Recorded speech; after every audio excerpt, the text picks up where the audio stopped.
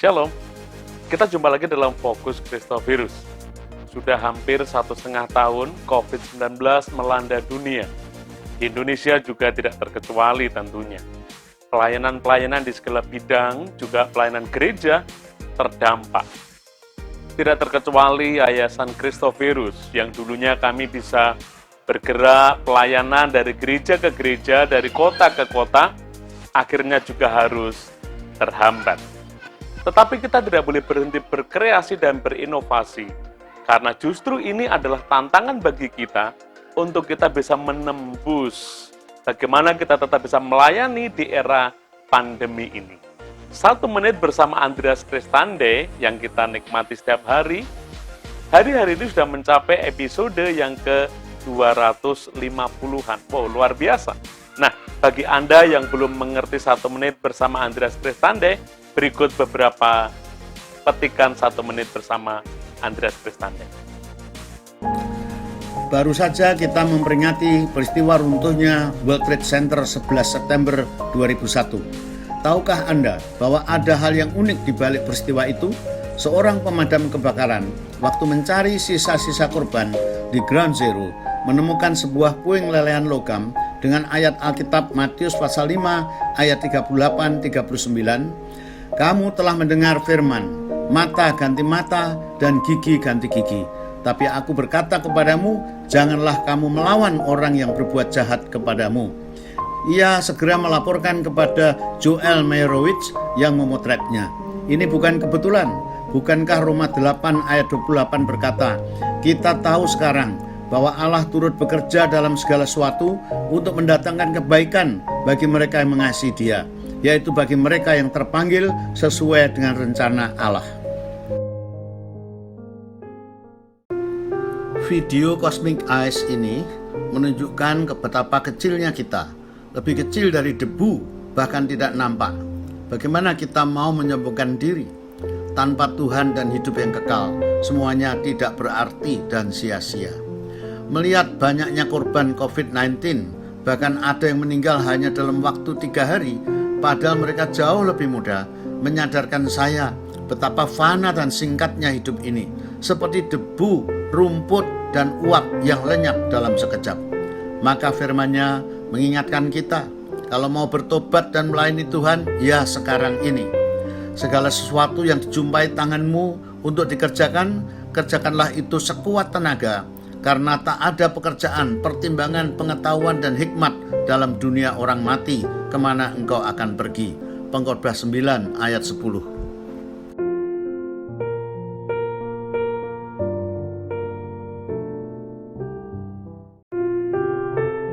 Nama bukan saja sekedar identitas, tetapi bisa menjadi visi pemiliknya. Nama-nama Allah menunjukkan satu peristiwa yang terkait, tetapi juga memperkenalkan karakter atau sifat-sifat Allah. Ada 100 lebih nama-nama Allah dalam Alkitab.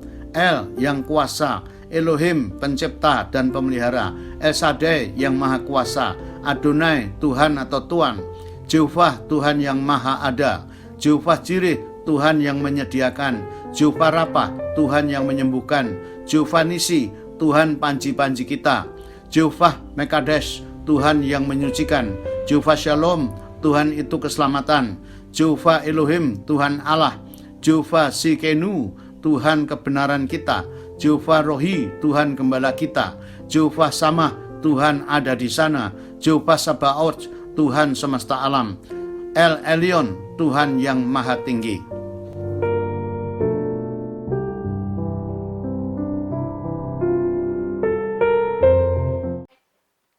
Oleh anugerah Tuhan, tim Fokus Kristovirus beroleh kesempatan berkunjung ke rumah Bapak Andreas Kristande dengan protokol kesehatan yang ketat. Kami hadir dan bersyukur kita bisa berjumpa dengan Bapak Andreas Kristande. Selamat sore Pak Andreas Kristande. Bersyukur sehat-sehat ya Pak. Amin. Puji Tuhan. Kami ini tiap hari menikmati 1 menit bersama Andreas Kristande itu sungguh luar biasa. Tapi sebelum kita bahas tentang 1 menit, hari-hari apa yang Bapak kerjakan selama pandemi ini? Ya, khususnya harus siap 1 menit. Itu, ya. Di samping kita ya ada misbah keluarga sendiri, saat teduh pribadi, ya. Tetapi nomor satu targetnya tiap hari harus siap 1 menit. Ya, bahkan hari-hari ini sudah mencapai 250 sekarang. 260 ya, tepat di hari ini. Wow, ini tentunya ada pekerjaan rumah tangga, jelas. Satu program harian yang luar biasa dan tidak mudah. Nah, Bapak bisa diceritakan kok bisa sampai lahir program 1 menit bersama Andreas Kristandi ini bagaimana? Ya, jadi itu diawali pada waktu keponakan saya tiba-tiba meninggal ya. Nah, dia masih muda, dia cukup sibuk, cukup pelayanan dan cukup pandai ya.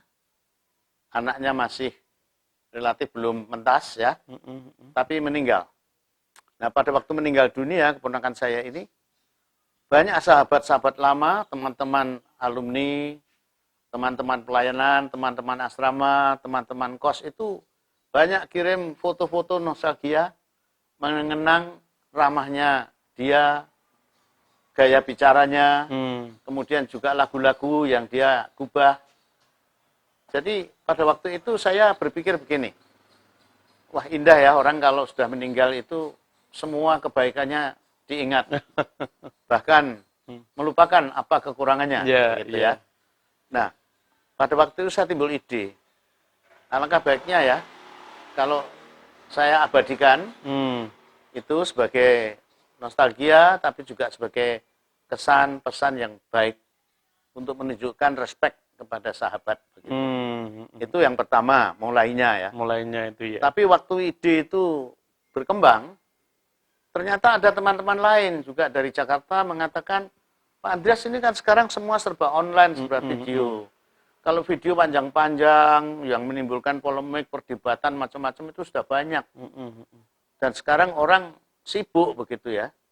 Orang harus memilih ya dan sibuk begitu. Bagaimana kalau Pak Andreas bikin 1 menit saja? 1 menit. Memang 1 menit ya, Pak ya? 1 menit saja. Nah, itu membuat saya terinspirasi. Karena saya pun mengalami hal yang sama. Seperti apa yang disampaikan teman kami ini. Bahwa saya pun tidak ada waktu. Semuanya bagus. Ada juga yang semuanya jelek. Ada ya. Ada yang hoax. Ya. Tapi saya akhirnya menyadari tidak ada waktu untuk memilih. Memilih di antara yang bagus-bagus itu aja tidak ada waktu untuk melihat.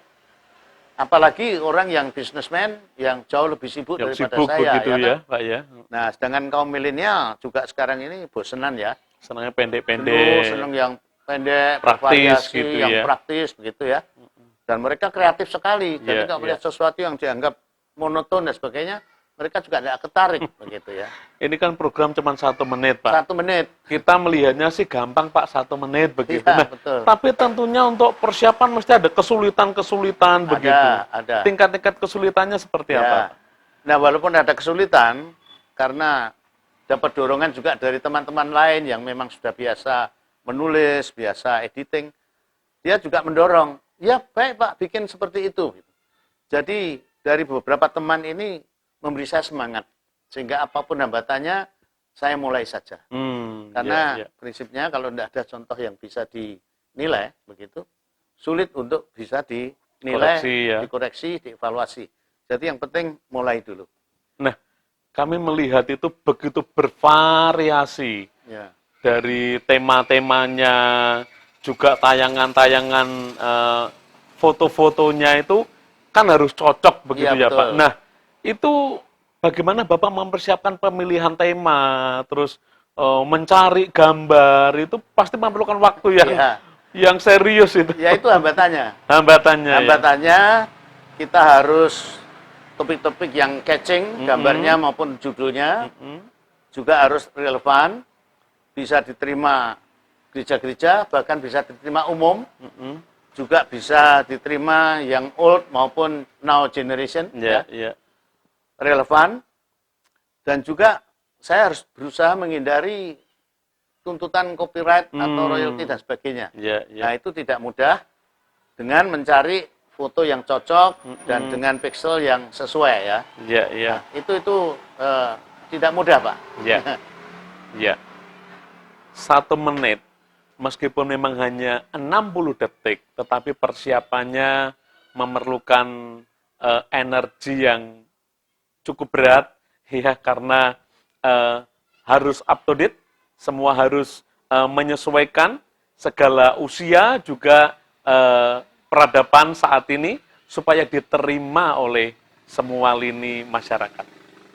Nah, dalam proses pembuatannya, meskipun hanya 1 menit, itu tentunya kan buatnya tidak 1 menit, Pak, itu. Tidak. Ya. Bapak sudah mempersiapkan materinya, menggumulkannya, mendoakannya. Nah, terus apakah ada tim yang membantu? Atau Bapak, wah, aku bisa sendiri nih semua? Atau bagaimana nih, Pak? Ya, seperti pepatah Cina bilang,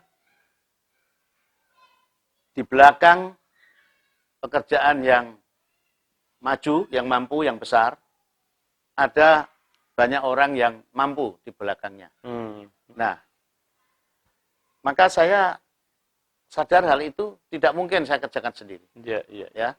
Walaupun 1 menit itu saya mempersiapkannya mulai dari ide dan sebagainya itu bisa berhari, bisa berjam begitu ya. Nah, itu pun harus ngoreksi, mengedit dan sebagainya. Nah, tentu tidak mungkin kalau saya tiap hari keluar begitu tanpa dibantu tim. Ada tim, misalnya tim editing yang jelas. Tim editing ini yang jelas pekerjaannya saya tahu itu tidak mudah karena harus mensinkronkan antara audio rekaman saya dengan gambar ya, dan foto-foto itu, dan dalam bentuk video, dan dibatasi waktunya. Ya, ini saya tahu itu pekerjaan tidak mudah. Nah, di samping tentunya memperhalus, mengedit dari segi teknis ya, soundnya dan sebagainya.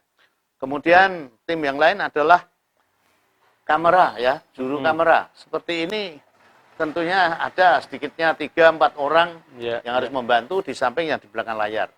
Nah, bayangkan itulah yang kami kerjakan, ya, tentunya tidak mudah.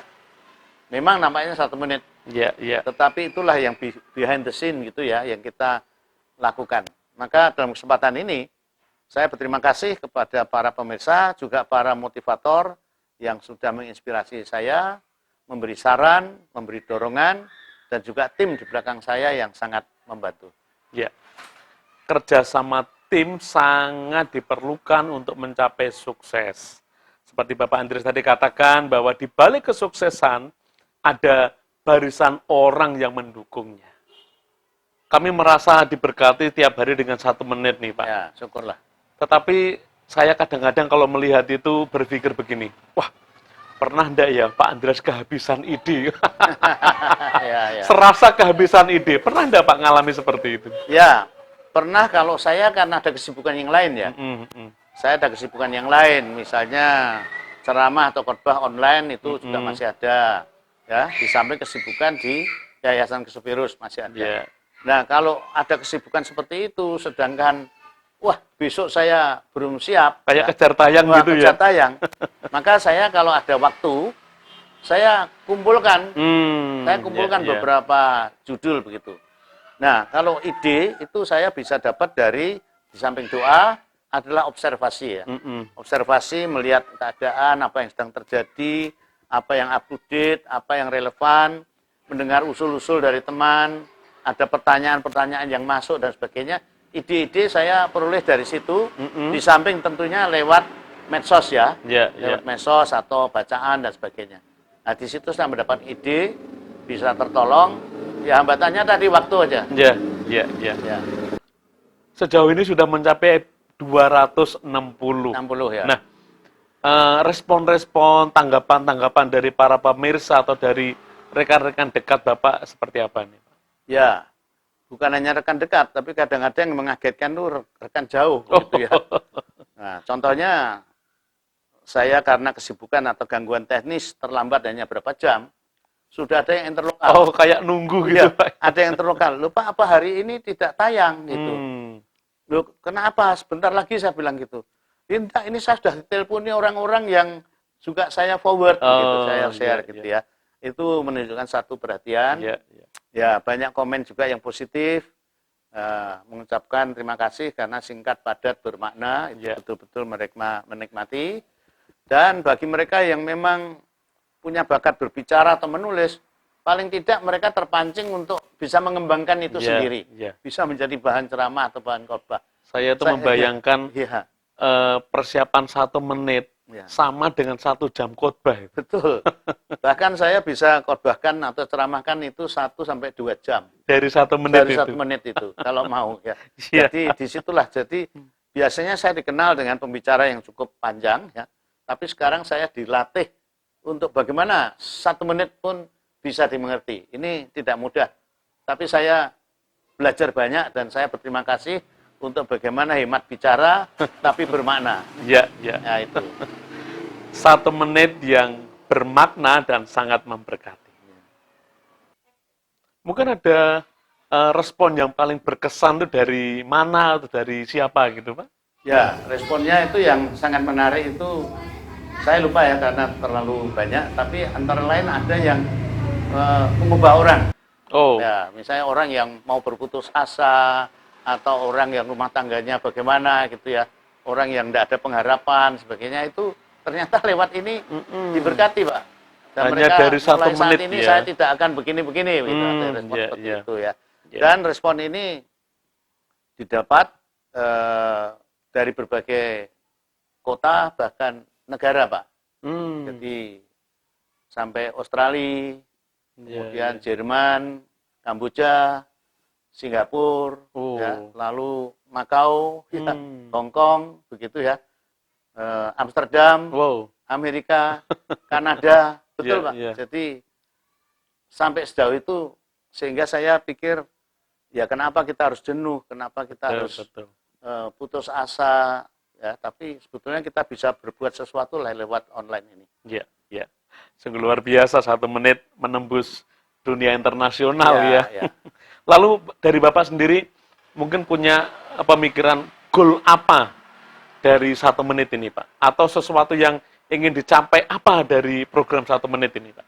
Ya, tentunya saya ingin dari viewer-viewer yang sudah diberkati itu bisa men-share untuk lebih luas. Dan tadi saya baru aja dapat juga WA dari seorang ibu yang suaminya baru saja meninggal dunia. Ternyata dia kirim WA, Pak terima kasih untuk kiriman 1 menit. Biasanya saya itu menolong suami saya almarhum untuk membuka 1 menit ini. Kami tonton bersama. Karena dia malas buka WA. Gitu. Tapi sayalah yang setiap hari buka WA dan kami tonton bersama. Gitu ya. Nah itu. Kemudian yang dari Amerika ada yang respon, oh, saya sedang menikmati 1 menitnya Pak Andreas ini continue. Jadi rupa-rupanya dia sekaligus nonton itu di YouTube. Diborong gitu. Iya, jadi tidak 1 menit tapi sekaligus beberapa episode gitu. Ya, jadi harapan saya kalau ini memang menjadi berkat, karena kadang-kadang mungkin orang pikir cuma 1 menit gampang terlewatkan ya. Tapi jangan dibuang. Target kami justru ingin itu mengoleksi dalam flash disk, ya, sehingga orang mau menikmati seri berapapun, atau mungkin ada pertanyaan apa dan sebagainya, lalu ingat nomor berapa, itu bisa di forward lagi. Saya seringkali begitu, misalnya orang bertanya tentang ini itu, saya ingat ini nomor ini. Sudah ada jawabannya, Pak. Ya, saya tinggal forward aja. Jadi target yang akan datang ya akan lebih banyak ya menjadi berkat, dan kami secara teknis akan koleksi ini dalam flash disk. Sungguh 1 menit yang bisa berdampak, 1 menit yang sangat memberkati. Nah, bagi rekan-rekan para pemirsa Fokus Kristovirus yang mungkin belum pernah mendapat 1 menit bersama Andreas Kristande, rekan-rekan bisa tuliskan nomor WA di kolom komentar supaya kami juga bisa forward. Kami bisa kirim setiap hari program 1 menit yang sangat memberkati ini. Nah, paling akhir nih Pak, mungkin ada yang ingin Bapak sampaikan kepada teman-teman pemirsa atau juga para rekan-rekan yang berkecimpung di bidang media di tengah-tengah pandemi yang belum berakhir ini, ada sesuatu yang ingin disampaikan. Silakan. Ya, terima kasih untuk kesempatan ini. Di saat pandemi ini banyak keluhan mengenai stay at home dan work from home. Itu membosankan, menjenuhkan, baik untuk ibu-ibu maupun untuk anak-anak yang tidak boleh sekolah tatap muka. Tetapi saya ingin sampaikan bahwa lewat online, lewat medsos ini bisa kita manfaatkan secara positif, khususnya di saat pandemi. Di antaranya adalah program-program video. Nah, termasuk 1 menit ini, karena di dalamnya ada banyak topik dan variatif, bisa dimanfaatkan. Tapi juga saya mendorong, menghimbau para pakar, para pendidik, para hamba Tuhan yang lain, manfaatkanlah saat pandemi ini untuk secara kreatif membuat tayangan-tayangan video yang sehat di antara mereka yang hoax dan yang buruk. Demikian pesan kami, dan silahkan kami minta tolong untuk bisa subscribe ya, dan bisa share kepada teman-teman yang lain. Kalau ini Anda merasa menjadi berkat dan bisa memberkati orang lain. Dan kepada yang sudah melakukannya, kami mengucapkan terima kasih dalam kesempatan ini untuk dukungan, ide-ide, motivasi, inspirasi, dan dorongan dari Bapak Ibu dan saudara sekalian. Dan tidak lupa untuk memperhatikan protokol kesehatan.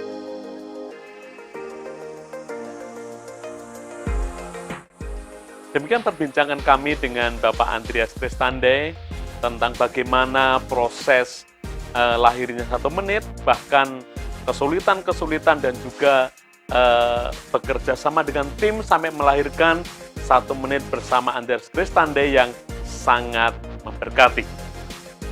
Kiranya perbincangan kami ini menjadi berkat dan menginspirasi bagi Anda sekalian. Tetap jaga kesehatan dan jangan lupa terus terapkan protokol kesehatan. Pak Andreas, terima kasih waktunya.